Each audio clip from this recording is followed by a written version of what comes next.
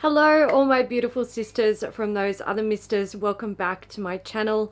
Today I am doing a sort of new series that is a sister series to my monitoring my beauty purchases. So in 2019 each month I made a video where I talked about the products that I had personally purchased in the previous month and why I chose to purchase them.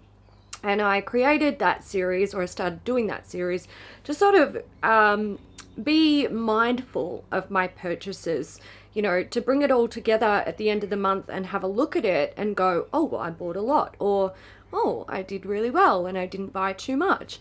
That was very interesting for me because I was able to see the sheer volume of what I was buying each month. Now I'm in 2020, we all are. It's a thing. I was gonna say it's a great new decade, but I've had a terrible start to this year, but I'm hoping it will just get better from here on out. Anyway, so new decade, new year, I am going to create a sister series to monitoring my beauty purchases, like I just said, where I talk about the purchases 1 year later. So today I'm going to be talking about everything that I purchased in January 2019. So let's start with something that was just an excess of I don't even know, like how do I what is this? What did I do? These are Natasha Denona palettes. No, they're not. They're Pat McGrath palettes. Sorry, I was just looking at something on Instagram that was Natasha Denona. So I've clearly got Natasha on the brain. These are Pat McGrath palettes. So I have the Mothership 1 Subliminal, Mothership 2 Sublime. And then I have the little Motherships, the ones without the vowels. I've got Subversive, Sublime is this sort of greeny one, Subliminal, and Sublime Bronze Temptation. Wait, I'm so confused. All right, so Subversive is Lovey and Rose. Sublime Bronze Ambition is the green one. Subliminal Platinum Bronze is the white one, and Sublime Bronze Temptation is the red one. Fucking Jesus Christ. That's some serious name shit going on there with those palettes. So why did I buy so many Pat McGrath palettes? Okay, the reason that I purchased them was twofold. So in 2018, I tried my first Pat McGrath palette. I don't know which one it was. It's the one with the red eyeshadow. And I was expecting something amazing because every single review I had seen of Pat McGrath eyeshadows was basically raving about how amazing the formula is and how amazing the textures are and this and that. And it's just the most amazing thing on the face of the planet in terms of eyeshadows. So I was like, all right, she released a color story that is so gorgeous and like really piques my interest. I'm gonna buy the palette. I'm gonna try it. I tried it. I did a review. I was not fucking impressed. The formula of Pat McGrath eyeshadows is not bad, but it's not amazing. It's not anything that warrants the, like, these retail for the big ones retail for $200 in Australia. So these little ones, 107 Australian dollars. And the big ones, come on Sephora, where is it? $195 and $107. They're so fucking expensive. When I did a review of that palette, my fucking God, the Pat stands just came out of the woodwork. They were like, you're so wrong. It's amazing. It's the best. These are professional quality. These are for pros. I'm like, bitch, please. I have been a professional freelance makeup artist. I have used makeup, or I have had a makeup kit that I take in like a Zuka case to makeup jobs. I've traveled with makeup to do people's makeup professionally. I have been paid to do people's makeup for weddings and special occasions. There is no way in hell that a palette this big and this heavy is going in a pro's makeup kit. If you have ever felt the weight of one of these palettes, you will know how hefty they are. There is no sane makeup artist traveling around with a kit full of these eyeshadow palettes. Also, pro eyeshadow palettes, they don't have mirrors because they're not used to apply makeup that way. Also, there is no way I would take this on a job because people have sticky fingers and you would not risk losing a $200 palette for a makeup job. These are consumer products. These are designed to look luxe and make you feel fancy, but the eyeshadows on the inside are run of the mill.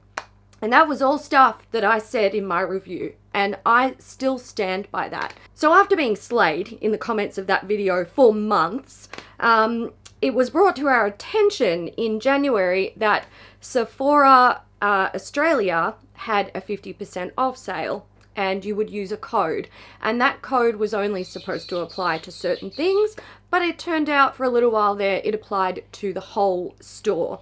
And Kat and I were like, you know, maybe we should get more Pat McGrath palettes. Maybe this is the time to do it. We'd been talking about, you know, we both felt the same way about the eyeshadow palettes, and we were talking about how maybe the one that we had, or the ones that we had, or maybe just that particular palette that they released was not as good as the old ones, and people had said, you know, there's other palettes that are so much better than this one that you're using.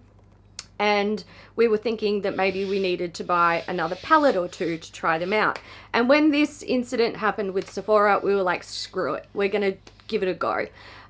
So we stocked up. We got them all 50% off. It was still expensive, obviously, but it was definitely a good deal. I can't deny that. And then finally got the palettes and tried them out. My feelings have not changed. So yeah, I look at those palettes, and on one hand I have some regret because I have such a large eyeshadow palette collection, and you know, I can't possibly use it all, so these just fall to the wayside. But also I am very happy that I got them 50% off, so you know, there's that. But I don't think I'll be buying Pat McGrath eyeshadow palettes in the future. They're too expensive, and I feel like I have a collection that is large enough for me to pretty much create any color story. Like if they release a color story that I really love, I'm sure I could shop my stash and replicate it somehow. So I just don't feel like it's a necessary brand for me to be purchasing eyeshadow palettes from. So I don't think I'll buy any more Pat McGrath palettes in the future. I mean, never say never, but at this point it'd have to be the second coming of makeup Jesus for me to consider it. Okay, I purchased foundations in January last year. I picked up the Clinique Beyond Perfecting foundation and the Lancome Tint Idol Ultra Wear, and also the Too Faced Dew You foundation. So the Clinique Beyond Perfecting, this is intense. This is an intense foundation. I had a sample of this and I really loved it, and I knew that I eventually wanted to get myself one. And we went to the Estee Lauder corporate store in January. It was Kat, Simon, myself, and Crystal Conti and Ken from Mr. Ken Dennis. They came with us as well. It was a really nice day hanging out with the friends, and a little bit of shopping. And we went to the corporate store and they had this there. This is in the shade 6 Ivory. I wonder if this would suit me now. I think I purchased it to sort of suit my summer coloring a little bit more, but it actually looks like it might work. It does oxidize a little bit, and that's why I haven't really reached for it, but it looks like it might work for me. I need to get a tissue. I need to potentially have a play with it, whip it out. It's been a year and I've only used it maybe a handful of times since I got it. So I feel like I should give that one a go. I haven't used it in a long time. Tint Idol Ultra Wear. Love this foundation. This one I haven't opened. I finished an open bottle of this last year, and I just kept this one sealed so, you know, it wouldn't go bad. This is another one that I got from the Sephora sale, and I got it 50% off. So I knew I loved it. I wanted to, you know, get a backup of it, and I did, and there we go. I don't regret it. There was another one. I got the Becca, what was it called? Let me check my list. Becca Ultimate Coverage Foundation. Now, I actually never used this. I took it to Kat's. I think we were going to do like a how many pumps or something like that with it. Kat and I both got it, again, 50% off at Sephora. And I hadn't gotten around to using it, but Kat had tried it and she was like, it's not very good. And I was like, well, you know what, let's donate it to work instead. So that one never even stayed in my collection. The Too Faced Ju You, I hate this. It's actually like, I hate it so much. So this released in Australia during January, and I really wanted to try it because I liked the like the Peach Perfect foundation, the matte one that they brought out, and I thought I want to try the dewy one. And I used it a couple of times and never really like got into it, and I was more about, you know, project panning and using what I had and stuff like that. And I actually put this in my monthly makeup basket to have a play with it in like my January monthly makeup basket, and I have had a play with it. I've used it a few times and I just hate it.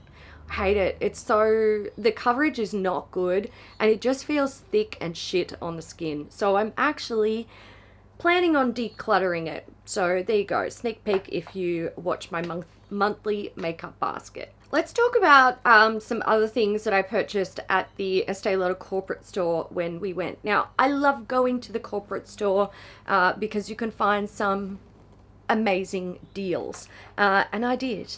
I found some amazing deals and I dealt out the cash to take home the deals. I got three things from Tom Ford. I got the 05 bronzing brush. This is such a treat. Like, this is why I love going to the corporate store, and there's a few other things that I'm going to show you that just make this one of the best hauls I've ever had from the corporate store. When they have like really big face brushes, so like, you know, I like bronzing, powder, blush, highlighting, stuff like that from Tom Ford, I would snap them up because you get them for quite a good deal compared to what you would pay full retail, and you rarely see them in the corporate store. So when I saw this, I was like, I've got to get it. I have to. I'd be stupid not to. This is an animal hairbrush. I think Tom Ford have like changed their brushes to synthetic since then, and I think this was one of them that was like moved off the shelf to make way for the new wave of brushes. So I'm extremely pleased that I got this baby. I adore it. Some other things that I got from Tom Ford were a bronzing powder. So this is in the shade 02 Terra. And again, such a treat. This was the last one they had, and I took a risk with this one because they didn't have a tester for it. And fair enough too, they're very expensive. So I took a risk. I was just like, screw it, I'm gonna get it. It's a good deal. I would not pay full price for something like this because it is a small bronzer, and you know, it's expensive. It's not, it would be an absolute treat to pay full price for it, but also I would feel a bit guilty because I love the NARS ones. I love the Benefit Hoola, like, and I've got heaps of them. So seeing this on sale and being like, now's a good opportunity. I was like, thank you, very excited. And I love it. It's a beautiful powder. I will admit that I kind of squirreled this away and was like, no, don't use it. You can't waste it. But I do need to get more use out of that because I haven't even used it a handful of times since I got it. Another Tom Ford item that I purchased was a lip color matte formula in the shade Ben. So they had a whole bunch of Tom Ford lipsticks when we went on this particular occasion.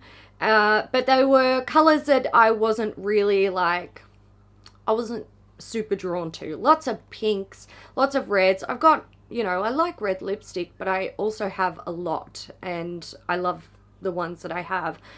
Purples and stuff like that. This was the only nude they had, and I was like, look, now's the time because you're never going to do it otherwise. So that's the shade. It is a dark brownie nude, and I like the color. I'm not so sure that I love the formula though. So I wouldn't, look, if they were on sale at the corporate store again and the color was right, I'd consider it, but I wouldn't be popping over to Sephora to be like, let me stock up on the itty bitty Tom Ford lipsticks. And by the way, these ones, these are actually like considered full size in this particular range, and they're the size of a mini lipstick. So very expensive for what they are, but like I said, it was a treat. The last item that I got from the corporate store on that particular trip was a Jo Malone perfume. So this is Tropical Cherimoya. It smells divine. I have purchased one Jo Malone perfume full price. I think it was Bluebell, maybe. And the rest I have got from the corporate store. I really like Jo Malone perfumes. Many of them I don't like the scent enough to be able to wear it, but I like it when I smell it. So I don't own a lot. I have 3 total. But it's not the type of brand that I'm going to run out and like, you know, buy a whole bunch of them. They're very expensive. I do think they're worth their price tag, especially if you can find a scent that you love. So there's that. But if I find them at the corporate store, I don't really have any issues buying them if it's a scent I like. I think the only regret that I have with Jo Malone is they had a trio set that they brought out, I think it was 2018, and I found them in store, but the scents that I wanted were sold out. They only had the samples, and I just kind of stood there and died a little bit inside because I was like, I really love these scents, like love them, and I want to buy them, but anyway, I couldn't. But that was one that I added to my stash, and I do enjoy it. I don't use it often, as you can see. I project pan, so I tend to try and focus on particular perfumes at one time. Did I say that was the last thing from the corporate store? Because it wasn't. These are, I think. These are from MAC. They are the Shape and Shade brow tints. I got Lingering and Fling. So Lingering and Fling are like my perfect eyebrow color combination. So if I'm buying a brow product from MAC, I always buy 2 of them because these are the 2 shades that I need to create like an accurate color for my brow. Fling on its own is too light. Lingering on its own is too dark. Mix them together, perfect combination. So anyway, I thought these were the eyebrows from MAC. Eyebrows are their like super thin pencil. Can you go away, fly? Get out. The door's open. Eyebrows are the super skinny like eyebrow pencils from MAC, and they're like, I love them. I absolutely adore them. And that's what I thought these were. Turns out they weren't. It was an oopsie purchase. These are a brush tip with like a powder on the end. The powder, I don't fucking get it. I don't get it. It doesn't work for me. It's not we're never going to be friends. Turns out the like pen end, I actually really, really like it. I do plan on popping these in my project pan to, you know, use them up before they dry out. But yeah, it's not something I would ever purchase again because this is a waste. I'd be better off buying a felt tip brow pen from another brand that's just the felt tip or the brush tip. But I do like this part, don't like this part. So there you go. Oh, something else I got on sale. I'm just going to pull these out to represent it. I found one of the Hourglass 2017 holiday lipstick duos at Mecca. They were on sale. And I thought, screw it, I'm going to get a backup because it was, I think it was the price of one lipstick or maybe a little bit more expensive or a little bit cheaper. So you got like the component, the lipstick, and a refill, I think it was, for around the price of one. So I snapped it up because the colors from that particular set were really lovely, and I didn't mind having a backup of them. Okay, next up were some items from Bath and Body Works. So Mum and I were at Chadstone, and I believe it was like not Boxing Day sales, but like around that time, and we went past Bath and Body Works and they had like a bargain bin basically, and everything inside it was $5, and on the top I saw one of these guys. This is the shower jelly. So this particular one is the Waikiki Beach coconut shower jelly.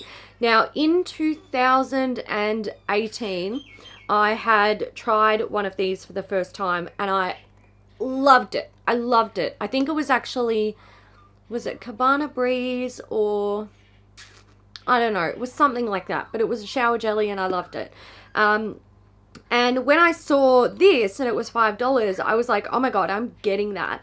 But I had to dig through the bargain bin. I found another one, so I ended up with two. I had a Waikiki Beach coconut and a Cabana Breeze. So I bought those because they were on sale. I did not need to.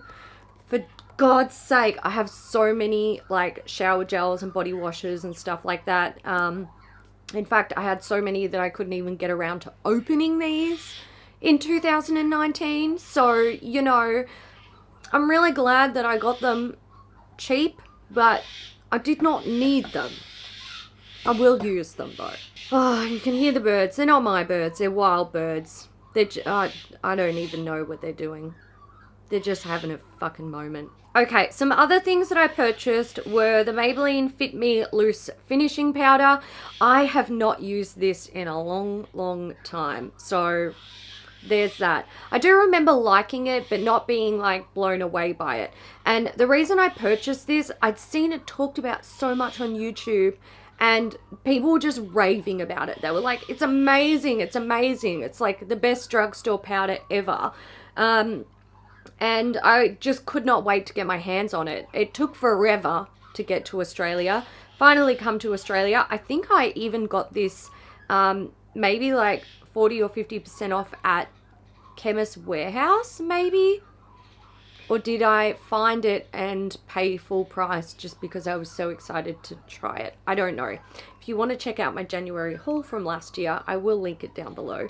So anyway, purchased it, used it, liked it, but wasn't like blown away. It's not a good idea to get caught up in other people's hype, basically, because you're bound to be disappointed. Whereas if I had purchased this just off my own bat, which is a good chance that I would have done that because I really like the Fit Me line and I like loose powders, I might have liked it more. But yeah, I was like, it's alright. And this is, look, I don't actually know if these are the shades that were in it, but it was Stila Magnificent Metals. What were you? It was a Glitter and Glow Trio in Iridescent. I don't know if these are the shades that were in it. I don't even care. I got so many of them. Shouldn't have bought it. Just There's nothing about this that makes me excited. I just don't. Don't get me wrong, I do like the Stila Glitter and Glow, Magnificent Metals, stuff like that, but I don't need more. I didn't need more back then. I shouldn't have purchased it. I don't... Oh, I remember why I purchased it. And it was brought to my attention that I didn't need to purchase it after I published the video. So when I was buying this at Mecca, I was buying it online. And I thought that I needed to hit, I think it was, fuck off fly, $75 for free shipping. So I chucked this in because I was like, I don't want to pay for shipping. I prefer to have a product. And it turned out that this, I would have qualified for free shipping with just this. And the $75 was actually for express shipping. So we didn't need to buy the trio. So there we go. I knew when I pulled these out of my drawer, I was like, why did these leave a bitter taste in my mouth? Like, what was it about this purchase where I was like, seriously? I didn't even need them. There you go. Make sure you do your research, folks. I didn't. Ended up with shit that I don't need. Probably only used them once too, to be fair. Not good. Okay, my last items are perfumes and a little makeup palette. So Kat, myself, and Simon, we went to Bali in January last year. We were gone for, I think, a week. Yeah, I think it was a week, 6 nights maybe. And it was fun. It was really nice to just like, you know, get away. When we were going through duty free to get to our gate when we were leaving, we were browsing because we had time, and I purchased 2 perfumes. So I have Dolce and Gabbana Italian Zest, and I have Dolce and Gabbana 3. I don't know how to pronounce this word, so I'm not going to bother. So Italian Zest, really like this one. I don't use it much though. And not because I don't enjoy it, I either reach for ones that I'm like obsessed with, or I reach for my Project Pan ones, and then a lot in my stash just sort of go to the wayside and are waiting to either be panned or focused on in some degree. The 3... my God. When I smelt it at the airport, I knew that I really, really liked it. And I was like, kind of like, I don't know which one to get. And then I was like, fuck it, I'll get both. So glad that I did, because turns out this is like right up there with like my top, say, 3 or 4 favorite perfumes. So much so that I even brought a backup of this in December. So there's that. I love this. This is my backup. My open one is in my bedroom. I use it very regularly. I love it. No regrets there. And no regrets with Italian Zest either. I really, really like this perfume, and I believe it was a limited edition. So I've got it. I enjoy it. And then the last item is this guy. This is the Amina Pop Rouge Pressed Eyeshadow. I purchased this in Bali. And I believe it's a Balinese brand. If you are Balinese or you're very familiar with, you know, Balinese stuff, maybe you know. But we were sort of like, you know, browsing the drugstores and the shops, trying to find things that we could feature that were like Indonesian products. And it was really difficult to find things, but we did find this Amina brand, and they had these tiny little like eyeshadow trios, and they had a whole bunch of them, and I was like, look, I'll just get a nude one because it's a color story that like I know I will wear a lot, and I think it costs like $5 Australian. I got home and I used this and I was blown away. not what I was expecting. I was expecting like maybe Maybelline or Australis quality or something like that. Nope. These are bomb. These are so nice. These were very pigmented. They're buttery. They're soft. It's a really smart color story. You've got two mattes, a dark brown, sort of like a camely cream shade, and then almost it's like a little bit of a bronzy peach shade. Like, okay, the nude you can't really see because it's basically the color of my skin. But look at, like, they were nice. I was so surprised. And when I used it, of course, kicking myself, $5 each. Oh, not in the lipstick. $5 each, and they had some awesome color stories. I should have got all of them. I should have got the ones that I could, or I knew that I would wear at least. So yeah, a bit of regret there that I didn't actually get more. The issue was they didn't have testers of those little palettes in the store, so I couldn't try them out. I was taking a risk, and I didn't want to, like, you know, I didn't want to buy 3 or 4 color stories and then be like, I don't like them. The quality is not what I want. So yeah, I didn't buy them, and now I kind of regret it. So that was everything that I purchased in January 2019, and my feelings about them 1 year later.